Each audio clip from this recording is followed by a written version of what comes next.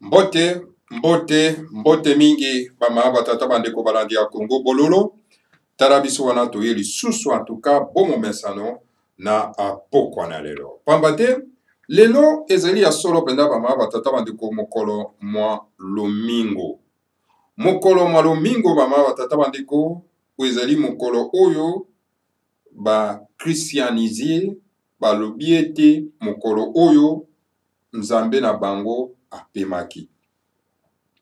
Donc nzambe ya ba christianiser azali nzambe oyo apemaka. Donc ye asali mokolo motoba balobi na biso ndenge wana asali mokolo motoba mokolo mwasambo afani na goigoi afandi bama batata bandeko bana disanga timati. Le grand maître Fumola Semi ate biso alobi la vérité du Seigneur à Congo ezali kaka moko. Tango elongwaka na mokili mwa molimo ekiti awa na mokili elati libota songolo eye ko proclamer cette vérité. Mais alors, il faudrait que cette vérité ekoka kokoba ndenge elongwaki na mokili ya molimo. Dire que bon voilà, Nzambe asali mokolo mutoba mokolo mwasambo nde aye kopema. Moi je crois que ezali vérité oyo oyuti vraiment na mokila molimo te vraiment batata bandeko. Donc voilà, Nzambe ya ba colonialiste ba memelaki biso ye wana donc asali mokolo motoba mokolo mwasambo mwayenga apemi yango monaka bato oyo baza ba christianiser bapemaka mokolo mwayenga. Alors bama batata bandeko siko soko ke na mboka na bayuda na Israël okokuta bango bapemaka mokolo mwayenga te. Bango bapemaka mokolo mwa mposo babingi yango mokolo mwa saba bama batata bandeko. Alors soko ke epai ya ndibu bara bango bapemaka mokolo mwa saba te me bango bapemaka mokolo mwa mitano. Ozomona ke vérité yango eza kokesana na lolenge oyo bato songolo pakala bayambi yango.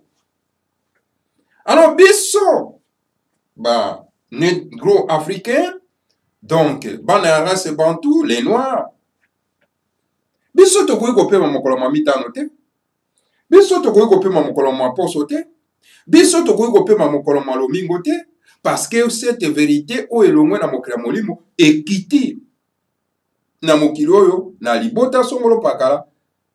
Donc ekoki kozala epai na biso te bama batata bana. Parce que biso na bakoko na biso balobi mokolo mwa ya bopemi ezalaka mokolo mwa misato ezali babengi yango mokolo mwa kenge bama batata bandeko bana esa tuna bandeko na biso baza na kati na bundu ya Congo oyo eza koproclamer la religion, la spiritualité négro-africaine bakoyebisa yo bama batata bandeko. C'est pour ça qu'il faut qu'on s'approche pour apprendre. Pour ce qu'on apprendre, ou qu'on apprendre de belé. Yamona bama watata bandeko bana lisanga timati. Biso notre Seigneur à Congo, parce que nous amène à biso, ezali alate, ezali diete, ezali izoarate, ezali yawete, mais biso nous amène à biso, oyo bakoko na biso ba proclama ba yebisa biso ezali à Congo. Et les Bangombe connaissaient très bien ces dieux-là. Bakoko na biso Bangombe ba yebaki nzambe wana. Bakoko ya bandeko na biso Bakongo ba yebaki nzambe wana. Biso bakoko na biso bazo benga nzambe na bango oyo atambwisaki bango abimisaki bango na mokili mwa Égypte ekipata pona ete bakwa komema bango solo pena na Afrique centrale. Nzambe wana komo na ye a Congo. Et c'est pour ces autres baza ko traverser bisanga mai baza ko invoquer nzambe na bango wana. Et c'est nzambe na bango wana ayaki toujours en aide na bango. Mama watata bandeko bana lisanga tumata. Soko moni ngombe aza koloba ke non nzambe na ye komo na ye Yahweh, komo na Yesu, komo na ye songolo pakala azali nzambe ou azali congolais oyo azali ngombe oyo mutu esebeba ebeta ndeko opesanga nzambe tomonaka oyo nani oyo prophète Gefa me tala yo moko kaka prophète Gefa ono alobaka za ngombe me nalobi ke soko omoni ngombe oyo aza kobelela Yawe Jehova izwara loba azali ngombe oyo mutu ebeba bama tata bandeko bana esangati mati. Voilà la vraie vérité, pure vérité yango wana. Bama tata bandeko topesi na bino bayenge bambote balosako bolimbisi mpona yango po tosi tokotizela parce que tozalaki na générique te lelo toza na édition spéciale Congo Bololo. Lelo ya solo mpenza ezali mokolo malomingo ndenge na otali koloba mpe na ndenge na limboli mokolo mwa tuku mibale na moko sanza ya sambo mobu ya koto mibale na zomi na libwa tokomi bongo na ngonga ya zomi na libwa na miniti tuku misato na mwambi engi koloba ngonga ya sambo na miniti tuku misato na mwambi ya sima ya nzanga. Lelo tokosola nie bama tata bandeko tokosola 2 points pamba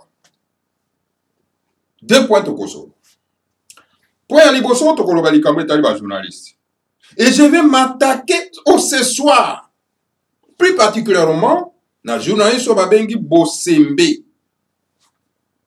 Bosembe azali journaliste ya Congo Biz, c'est lui que je vais vraiment donc attaquer ce soir. Et deuxième point tokosola d'ailleurs tozana Congo dit tout est totia likona mesate tokoloba likambo etali critique bama tata bandeko. Les grands maîtres fumuma dans 5000 wazali exemplaires na biso topesa toujours donc comme modèle. Alors bien biso lobi les critiques eza ko permettre moto akoka ko revoir ba matière na ye pour que akoka solo pendant en tout cas pour avancer pe ko kenda liboso. Les critiques ne sont pas de mauvaises choses. Bato ba boya ka critique ezali bato yo baebi kotambola te. Bazolo ba malamu te, bazo kosa bato, alors soko ki ko découvrir le kuta na ye oye ko tia likolo na mesa, o critiquer, o memi ngambo. Voilà, le 2 points oyo, toko tambu sa manaka mabiso ma, poko malewa ba ma tata bando. Kasi liboso to kenda kuna, l'information. D'abord, information. To informer bino Congo Bololo. Alors bama batata bande information to kopesa bino ezalini na kati na République fédérale du Congo obobenga bizema République démocratique du Congo kuna bakomi kobomana banani baza kobomana bato bakendaki kosala ba accord secret. D'un côté, IDPS et Telemi, et le bien non, et Sengeli Basala marche pour ba boy, ba ministre y a FCC, y a PPRD Zani, parti du peuple rwandais pour la démocratie au Congo. C'est malheureux. Ba boy ministre y a PPRD au Bazala qui na gouvernement à Kala, Baza Yesus na ba. Balobi bakosala marche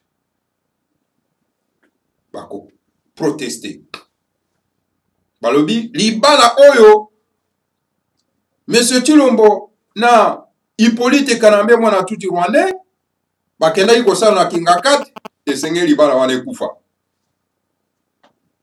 base lobby la même base oyo za kozwa kotelema mpona koyebisa monsieur Chilombo ke libala wana ifo ekufa bakendaki kosala na kinga 4 o balatisanaki bapete esengeli kufa. C'est cette base là monsieur Chilombo alias Félix eyokaki tanga bakendaki na Genève na bandeko na ye bana somi ya mboka ya Congo po bafanda bakena na maponami na candidature moko.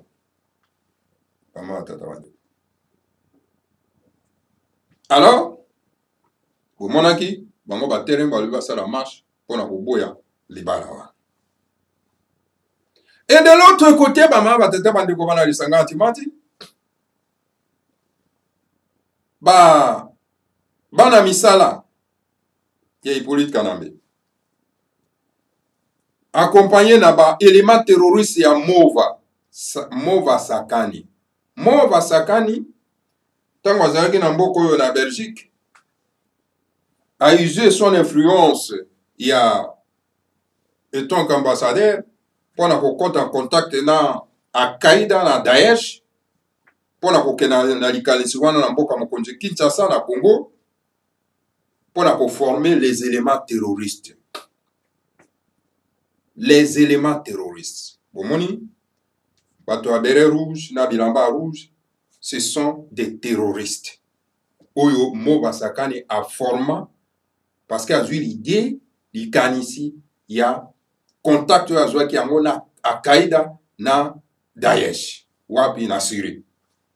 Azongi mboka akeko formé ba éléments terroristes liés à Al-Qaïda et à Daesh. Yango moni ba beret rouge na bilemba rouge, de l'autre côté ba Namura, les éléments terroristes à Hippolyte Kanambe. Donc mboka et baby. Mboka et baby. Alors bango batelemi balobi biso toko cédé te. Mboka komika ya bango te. Ya bato basalaki libala na Kingakati. Mboka komi ya bango. O bango bako cédé te. Ba mettre en garde les DPS. Babi que non. Bango bazwaki pouvoir na bango eloko na bango babe so benga eloko. Eloko na bango na makila. Tala ba ve bandeko. Oh Mose Kabila mawa. Donc bazwa eloko na bango na makila. Ba reconnaître que non ba lekisa ndeko na bango. Ba lekisa mwana ya Katanga, ba lekisa moko wa biso. Po mopaya kwa kozwa bokonzi. Donc bazwa boro na bango na makila. Makila oyo bango bazwa boro na bango ezalini ya ko boma monsieur Kabila na kati ya biro na ye. Hippolyte Kanambe lekana na ndeko na biso. Abilongwa mona race bantu biso to ba tuti. To ko tutia donc empire imana biso bino banani alekani etala bandeko na biso ya race bantu baza ko vénérer o tozo eloko na biso na makiboro na biso na makila basopi makila bandeko na bango mopaya asopi makila bandeko na bango metala bango bakomi sikoyo ko sala yango lokumu bama tata bandeko c'est pitié ezama tozo kenda wapi bama tata bandeko. Alors tant que toyoki vraiment révélation wana ça m'a donné vraiment la chair de poule. Kami o mboka ni tala ndenge baza koloba bama tata bandeko. Bon bango balobi bango bako se retirer na bakoro oyo wana basinyaki libala wana basalaki na Kingakati. Tala ba épisode et qui vivra verra. Le grand maître pour moi c'est ma ebisaki bino. Bokenda na maponami oyo te. Tango bokenda na maponami oyo ekomema ba contestation. Mboka ekokota na mobulu bokenda na yango te. Bakendaka na maponami sans ko ba préalable ezala te bakendaka te. Ba préalable ezalaki ba préalable yango ezalaki ni. Identification de la population, fichier électoral, recensement général de la population. Sans biloko wana bisato boko kenda na maponami te. Soki bokenda na maponami, boko kenda ko légitimer bapaya. Bapaya. Boko légitimer bapaya na mboka na bino bango bako koma bakonzi na mboka oyo. Alors boko kota solo pena en tout cas na mikakatano na bombu ya libela. Parce que moi na oyo ya ndeke na Kongo Hippolyte Kanambe alias Joseph Kabila mwana tuti rwandais alingi na ye kokende te pe akokende te. Esengeli tosala nini? Tobengana ye. Tokobengana ye tozali lisanga moko. Matoyi mangbongi toyoki te. Biso tokokenda kaka machine à voter ou pas machine à voter. Tokokenda kaka. Toke yango. Yango yo. Omemeli biso lisusu bitumba. Yango. Voilà bama watata bandeko. Onga na kweko bisabino yango. Toke na mboka ya Kivu. Kuna ebolezo kosala rage. D'un côté, ba élément terroriste ya Kagame baza ko massacrer, bazo vider population ya état fédéré ya Kivu. Et sengeli ko accélérer, ko vider population n'est-ce pas na habitation na bango po ba déverser, donc ba kotisa ba ndeko na ye ya ba tuti Rwandais na kati ya mboka wana watata. Kozwa mabele na bato na Loma. Kozwa mabele ya bato na Loma par ruse. Alors donc massacre ezo continue kuna ezo koba. Yango bomona ki video moko eza ko circuler na kati ya banet que population ya Kivu kuna batomboki parce que massacre eleki trop bakamati moko ya batuti bakati mutu bazo kotambola na mutu yango na balabala wana baza koloba na Chilombo talo makambo lukelaki biso bomonaki ezoleka wana na video ngai kuto na bando kanso direct nini casque moko bo basimbi bazo tambola oke moto donc colère eleki bato ya ndelo bama tata bando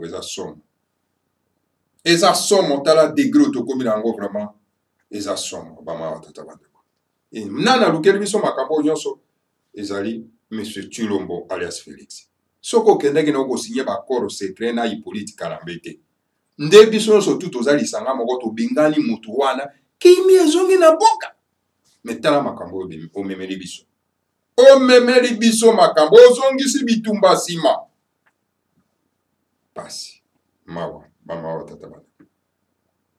Et voilà, situation ezali vraiment donc insoutenable.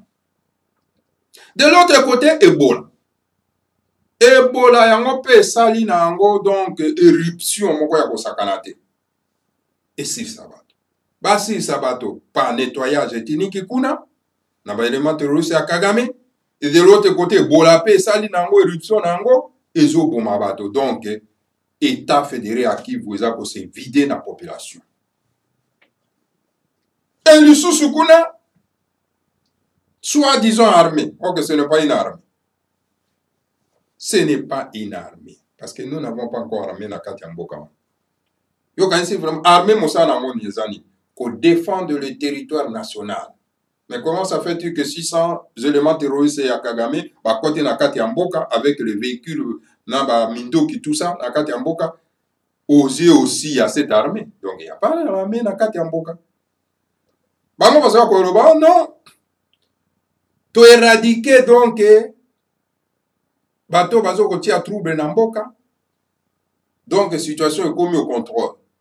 En même temps, oh non, toza ko poursuivre ba élément wana jusqu'à na dernier retranchement na bango. La contradiction na kati ya soi-disant armée parce qu'il y a pas l'armée. Armée zate. Bama tata bandeko. Somme. Tozo kende wapi na mboka oyo. Tozo kende wapi. Et le monde entier regarde. La situation sur le Karamboka na Congo ezali chaotique. Et le monde entier regarde. Sans dire un mot. Donc, une véritable coalition. Nous sommes seuls contre tous. Et c'est ce que soki cette coalition à Moklimobimba contre Bisso. Et c'est tout ça pour survivre. Il faut s'unir pour constituer une force. Mais ce qui est éparpillé par force, Tous en a résultat à mon côté. Alors il y a un risque. Il y a disparition de chacun de nous. Alors, pour tout comme à niveau, c'est ce qu'on appelle sauf qui peut, pas province. Parce que courant de tout ça, c'est ce qu'on appelle l'autodéfense. Il y a chaque province. C'est-à-dire, il y a chaque État fédéré, il y a la République fédérale du Congo. Voilà, situation tous en a. Tout ce qui est dans le monde, qui vivra vers. Donc, le premier point, autour de Tosolo là. Tolobi, Tokosolo là, Ikambo Itali, un journaliste. Nambo Kanabiso, la République fédérale du Congo, tous en a problème et moko. Le problème, tous en a un problème d'occupation. Le monde entier est très bien que la République fédérale du Congo est allée occupée par la coalition, il y a minorité touti. Et moto surtout à cause de l'assemblant qui a yebi et là qu'on a été. Azali moto moko est mauvaise goût. Il y a mauvais goût, je vais dire. Et bateau baza censé pour être informé bateau situation ils ont kanamboka. Ce sont des journalistes, s'il vous plaît. Ce sont des journalistes. Et c'est pour cette raison, Léon, je vais m'attaquer à M. Bosembe. Vous savez, hein, nos frères et sœurs de la République fédérale du Congo pensent que si quelqu'un parle français, c'est-à-dire qu'il est intelligent. Alors il faut l'écouter, il faut le suivre. C'est une erreur grossière. Il y a en France un petit enfant de 12 ans, de 13 ans, de 11 ans, de 10 ans, de 5 ans, pas très bien le français. Cela ne veut pas dire qu'il est intelligent, non, pas du tout. C'est une erreur grave.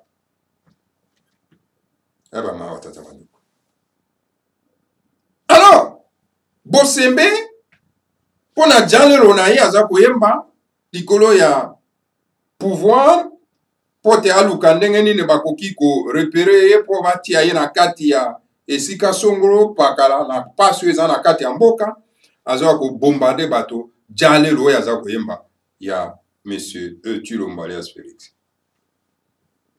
Oyebi parmi les journalistes ceux qui to kangoli mboka otoko saisir bango ba finir ba jour na bango na kati ya prison onto ote Bosembe. Mongo ya sanku ya basanku su kebe di chaku ba tatamane azulu ba makambu ya yebite. Oli elle a utilisé médias na ye pour dénoncer l'occupation en mboka na biso par cette minorité touti. Non, lui il a chanté Djalolo et pas ya Tshilombo. Et pourtant, Tshilombo yebisi bato na mokili mobimba ke ngai nazali na baccord secret on a signé na Hippolyte Kanambe. Allez, Joseph Kabila. Mais Bosembe est incapable de dénoncer cet accord secret que M. Tshilombo a signé avec M. Hippolyte Kanambe, allez, Joseph Kabila. M. Bosembe. Alors, M. Bosembe qui dit, mais écoutez, et c'est qu'on imposer état de droit, qu'on imposer donc une certaine dictature pour que Kozongi Sabato Nanzela. Mais monsieur Bosembe, pas foutu en bon combien pour y avoir un Djalelo. D'ailleurs, bino pe ba mongo bozaka na bino donc bato moko balela mosolo kaka omona ye ba makolo kotambola yo po komi deuxième makolo kotambola pa ya Tshilombo tala deuxième makolo kotambola ya Tshilombo. Hein? Vous croyez que régime M. Tshilombo Sokazala qui réellement élu par le peuple, est-ce qu'on pouvait avoir la contestation de tout le monde en Angolé? Hein? Tokoki kokenda ko défendre eloko ya mabe te comme eloko ya malamu. Eloko oyo Tshilombo azwi eza eloko ya mabe. Alors, esengeli to sungane ndeko na biso abima na esika ya mabe wana akoti parce qu'il y a un risque que baleka ye koko. Alors bino bato bozo koyembela ye jalelo bolingi ete biso nde bato tolingi tolongola na esika ya mabe azonga epa na biso azonga na raison. Mais yo lokolo za lokoso ya mbongo lokola olobi ke bon baninga pe basali bazwi mbongo pe na koyembaka jalelo tikanga pe na ya koyemba jalelo oya koyemba jalelo. Alors oza komema bato nyonso to bazolanda wana jalelo wana. Hein?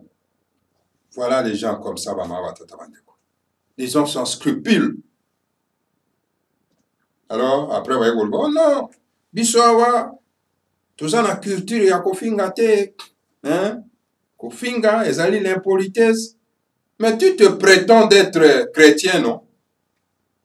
Et quand tu es chrétien, cela veut dire quoi? Tu suis Jésus-Christ. Hein? Tu veux me dire que Jésus-Christ était impoli? Il n'était pas éduqué? Un homme spiritualisé comme Jésus-Christ. Dis-moi, monsieur Bossembe. Dis-moi. Et lorsque Jésus insultait les pharisiens des races de vipères, ce n'est pas une insulte, ça? Ce n'est pas une insulte? Et pourquoi Jésus insultait ces gens race de vipères? Parce que bazalaki na misala mabe. Misala ya lokuta, lokola yo ndongo za koya kobuka lokuta na télévision na ya Congo Biz. Télévision ya lokuta ya jalelo. Race de vipères. Alors yo fait partie même ya race de vipères. Ya ba pharisien, lokuta. Monsieur Bossembe. Tokotika ola tranquillité. Nous allons te combattre à travers les médias. Voilà. Alors, c'est ça. Alors, cela veut dire que au lobby qu'on a chrétien, christianisé, d'ailleurs, tu n'es pas même pas chrétien, tu es christianisé. Hein? Donc, tu suis quelqu'un qui était impoli, mal éduqué. C'est ça. On insulte les gens qui ont l'habitude de mentir. Yakoya kokosa, yakoya imadzalelo na eloko ya mabe. Eloko ya mabe? Eloko oyo ndeko na biso ti lombazwi eze eloko ya mabe.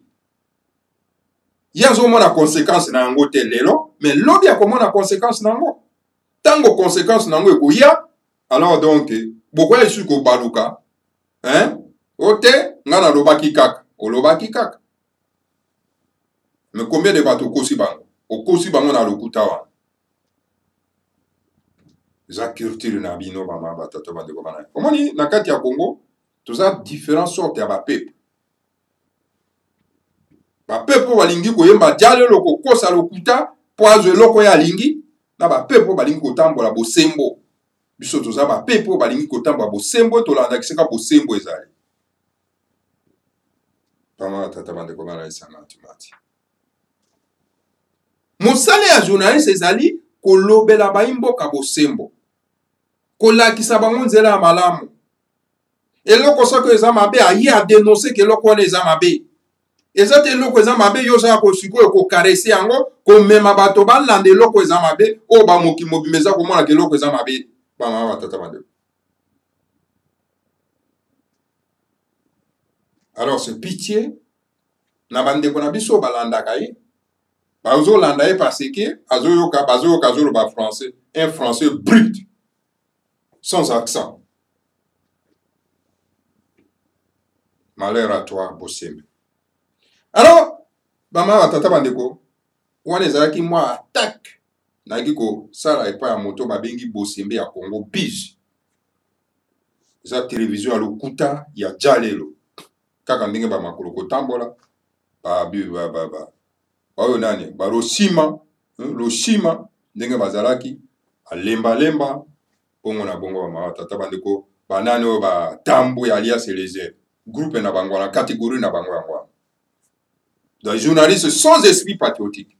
Un journaliste qui a un esprit patriotique, il dit donc toute la vérité. A ko étaler vérité na ba imboka. Et non le mensonge. Va défendre quelqu'un comme vérité, va défendre quelqu'un comme malade. Tout le qui n'a deuxième point vraiment tata bandeko parce que le long c'est une édition spéciale tozosala tout d'horizon na mai maza koleka na kati ya mboka mai oyo toyoki mai oyo tolandi bamama batata bandeko. Deuxième point tokoloba likambo etali critique. Il y a certaines personnes qui n'aiment pas qu'on les critique. Ba kritikaka moto tango nini tango omoni ke eloko aza koloba eza na nzela te esengeli kokritike bamama batata bandeko. De façon que critique wana tango ekokomela ye po epermettre ya korevoir bamatière na ye. Yango nomonaki le grand maître de la sagesse Congo Fumo Mwanda Nsemi dit toujours que non, les critiques sont bonnes parce que ça ko permettre bato bakoka solo pena en tout cas ko revoir ba matière na bango pour que ok na liboso mama tata bana ko boya critique ça veut dire que ozo ye boza ko kosa bato alors siko tango bato ba découvrir le kuta ba ko bimisa ngona poisa yo boy ba critiquer alors comme ko s'apprendre na bato voilà. Alors, awa, toza koloba, likambo etali critique, et memi biso solo pena na ba oyo bayaka ko s'attaquer na botabopele bala ya Congo bololo. Eza Congo bololo ti. Eza Congo bololo. Balobi eno écoutez, botabopele aza ko censurer ba Congo bientôt. Aza kotanga ba Congo dieto nyonso te azo kopona ba Congo dieto ona e bongo na bongo atata bana esa likambo ko censurer ba Congo dieto te Congo dieto ekoyi kobima esengeli sikoyo totangi yango tango toza kotanga yango toza ko comparer na ba makomi oyo le grand maître akoma tokei koluka archive ya les grands maîtres a point de presse bongo na bongo kotala eloko nini ya loba pe par rapport na Congo dieto oyo akomi bino botangaka ba Congo dieto le grand maître akomaka te mabe na bino botangaka te fo botangaka soki botangaka nde sikoyo bokendaka bokoya sikoyo kosala comparaison na ma oyo ekoki kobima lelo. Il faut pas tant que bouquet à les grands maîtres au Yakoma, le mystère de Kikongo, les saboteurs de notre culture, hein? Bama tata bande. Ebele bama tata bande tanga kami balewa. Faut botanga.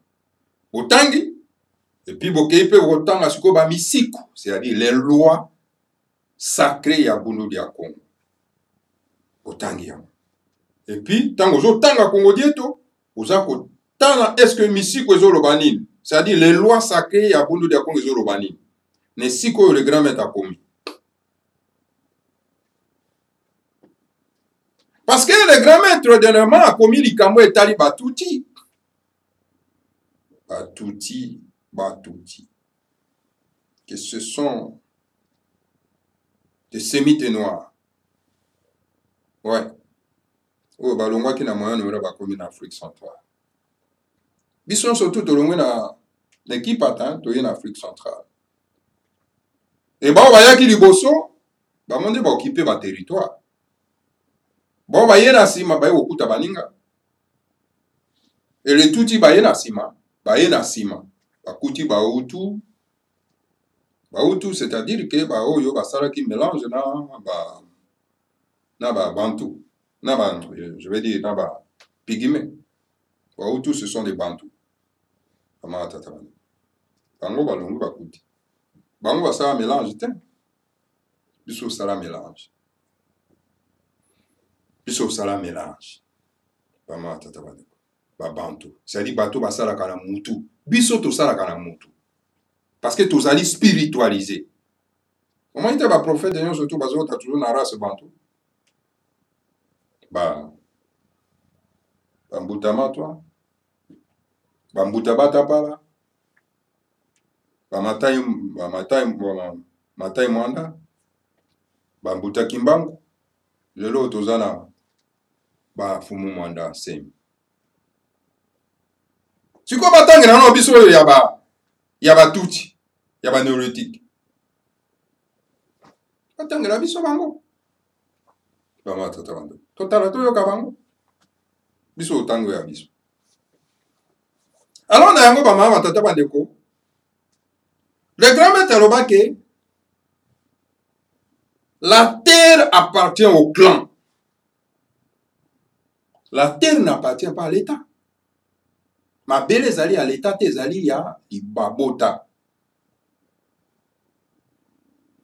Alors, tango le grand maître Fumanda Seme akomi ke non esengeli topesa bato wana ndamo ya mabele ou bien topesa bango ba nationalité bakoma biso bongo na bongo.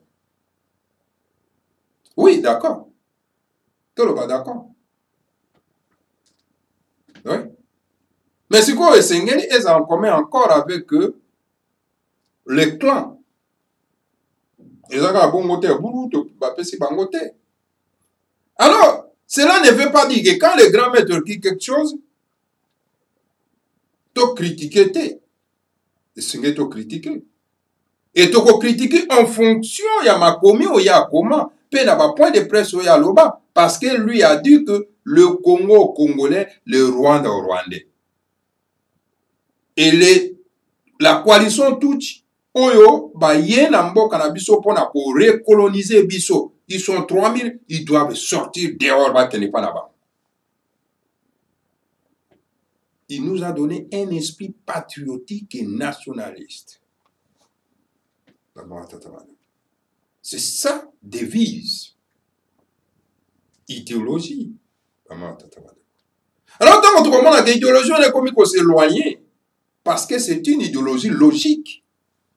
Tant on dit que comme il faut s'éloigner, et c'est que se poser la question, tu consulter sur quoi archive, il y a les grammaires. Tu consulter totalement, non. Les grammaires dans le bas qui boit. Alors, on commence à se poser la question, on critique. Et les critiques permettent d'éco-mélailler. On se rattrape bien, oui, effectivement, dans le bas bongo, mais ceux qui ont le lobo, ils allaient boy. L'explication. Je n'ai pas formé des robots, mais je formé des êtres humains qui ont la capacité de réfléchir, de raisonner. Et ceux qui ont le bongo pour tester la capacité de appréhender ma cambo ya loba. À mon avis, non, ça une réaction mon côté. Et ceux qui peuvent peut-être que le grand maître ait pris en otage par cette minorité tout parce qu'ils sont vraiment des crépiles. Et que non, le grand maître a levé ma cambo. Et qu'à mon avis, réaction, il y a bande konabiso, il y a biso surtout, tout ça d'accord. Alors, mais regardez vous-même. Ce que j'ai dit, alors donc, je ne peux rien faire. Tout ça, tu sauver les grands-mères. Tu sauver. Mais lorsque vous restez silencieux, sans dire un mot, vous n'êtes pas mauvais. Donc voilà. Critique les âmes abêtes, les âmes à l'âme. Et qu'on permette d'éclaircir ma cambo.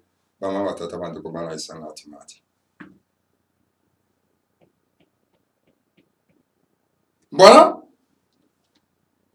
Pour la bande de biso, oyo, baza ko critiquer. Et jusqu'à aller beaucoup plus loin dire que non, mais écoutez, yo zana mongala, yo bi makambo te. Hein? Mongala est quoi? Mongala est de la race bantou. Et mon Congo est de la race bantou. Sikoyo, Mongala, aza de la race bantou. Et mon Congo est de la race bantou. Yo boy Mongala pour défendre des connaît de la race bantou.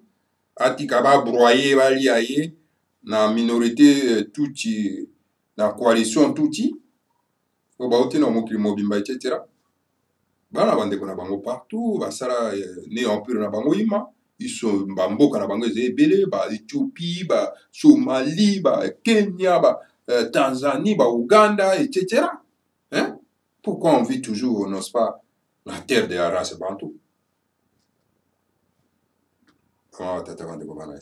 Attends, donc to lobby non yo za no mongala hein oza na mongala ba mususu oyo za mongala ngulu na bite so mongala ngulu ezaka nini ba ma tata bande ngala c'est mathématique hein mongala ngulu pendant que yo vous allez incapable à protéger notre frère de la race bantou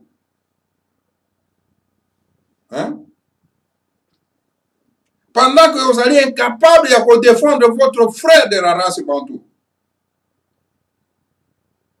Yango le grand maître de formation malobaki ke tango zamba pour tu l'as appelé sakabato mabele ce que vous allez capable à saisir mabele na binote à défendre yango te.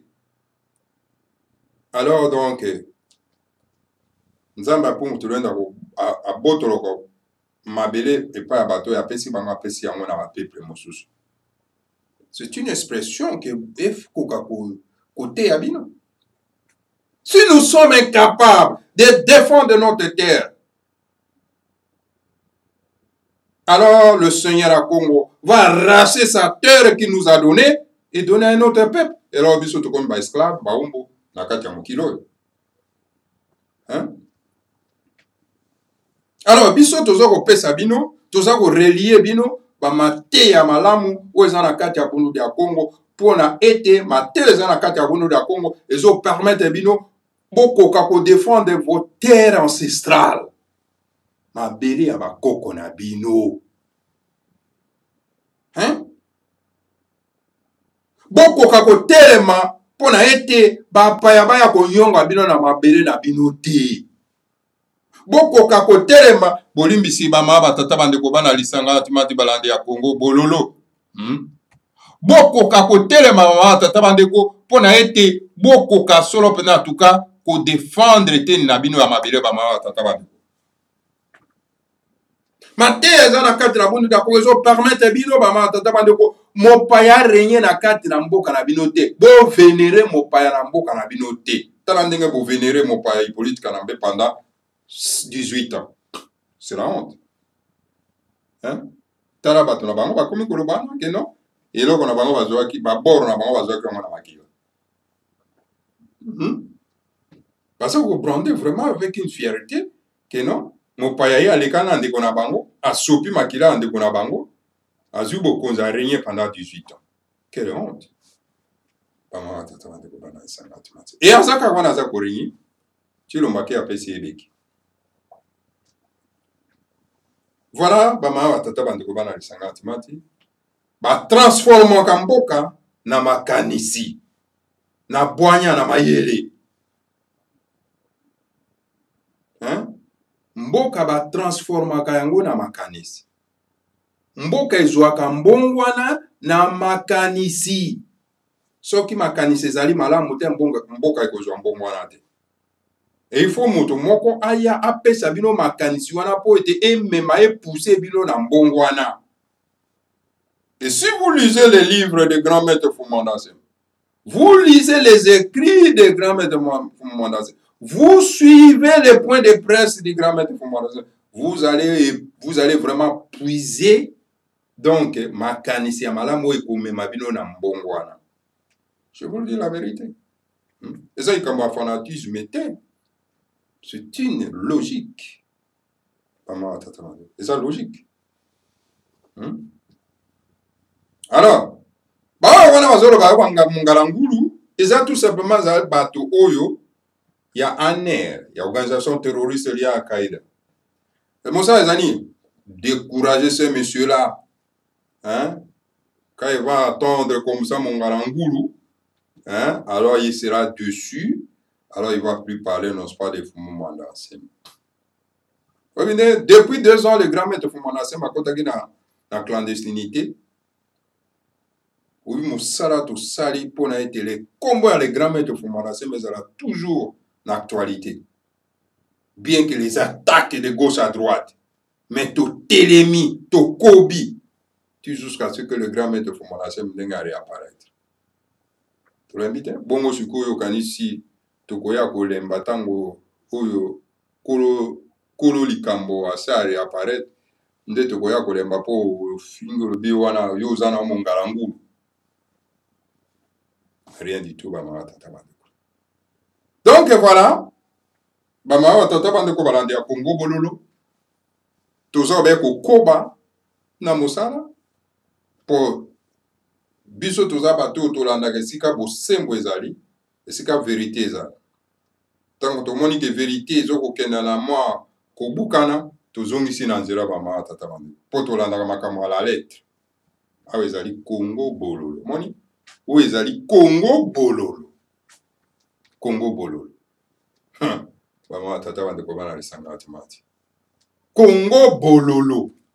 C'est ça, Congo bololo. Mon nom kitoko. Soki ba pesi o gobele ya Congo bololo, omeli, ozwi mbongwana, ozwi lobiko. Po biso tozana bokono. Bokono na biso ni kozanga koyeba. Alors il faut mela gobele ya Congo bololo po ete oko wa kozwa solo pena tuka lobiko. Po baza ko abruti biso na makambo nyonso. Surtout makambo ya ba mangomba oyo ba brutir biso ya kosakana te. Ba brutir biso mangomba. Ngana yebi te elengi nini oyo bino boyokaka na kati ya christianisme. Ebite elengi yango soki bozwa yango.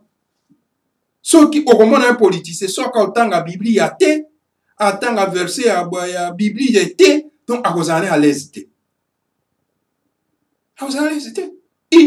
Po aloba makambo etali politique ya mboka, il faut aloba mokanda ya bapayo babengi Biblia. Il faut attendre verset à Bible kuna na kati. Il faut se prétendre qu'un chrétien. Au cas où un chrétien, c'est un christianisé. Quand on te dit que tu es christianisé, cela veut dire que c'est quelqu'un qu'on a enlevé sa spiritualité et qu'on lui a donné une spiritualité étrangère. Donc, au commun, au koni. Aux en au koni. Et tout ce monde-là, au monde, à Bango, Bazako, Lobaka, Alléluia, mais, Bazako, Tambola, dans la Bible, à la Baboko, Bakoma, Bakoni.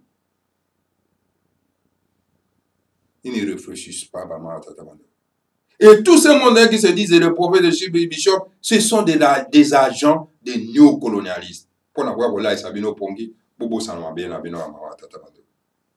N'oubliez pas votre terre.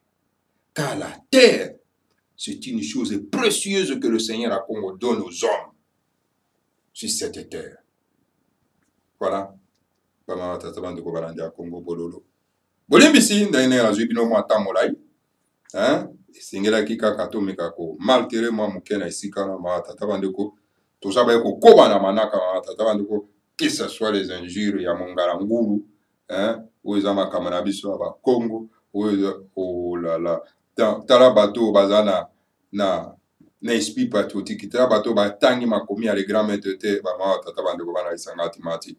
Car le grand maître lui-même me dit que je suis le chef saint de la race Bantou. Malheureusement, bien que ce dernier temps, Azo Komayango li sous-souté, Bama Tata Bandoko passé que, par entourage les Aliwana, Bazana Bango Kaka, Bato Baza Koluka, causer la pouvoir. Comment le grand maître a besoin, il y a Kozana ba radicaux. Kozoma, Bato Baza ba radicaux. Parce que ma terre à Bundu dia Congo, ils ont peso comme très radical pour défendre ma belle. Le grand maître n'a pas besoin, n'est-ce pas, qu'on se retourne à christianiser. Bateau dans ma religion, papa. Non, il n'a pas besoin d'avoir des gens comme ça. Conseil ni on peut ça. On peut ça. Hein? Le grand maître a besoin, n'est-ce pas, qu'on se retourne donc na bato oyo solo pena en tout cas ba zumate ya Bukongo ba lati yango pe bazo ko défendre yango ba mama tata bande parce que mate ya Bukongo za ko pesa une certaine fierté ya kumiyeba pe ya kuyeba mabele na yo pe ko défendre ya matendo mingi ba mama tata bande ngana tikibino bon toko se fatiguer te toko za fatiguer te toza ko koba kaka na musala oyo ya kubundela mboka ya kubundela mao ya biso po ete tokoka kozala na kozwa elonga pe to vraiment ko respecter biso na kati ya mokili oyo ba mama tata bandeko balandi ya Congo bololo Que le Seigneur à Congo vous bénisse tous, bénisse Fumbo Mwanda en Semi et bénisse la République fédérale du Congo, Ingeta, Ibobo et Ibobo. Matondo Mingi na bino banso.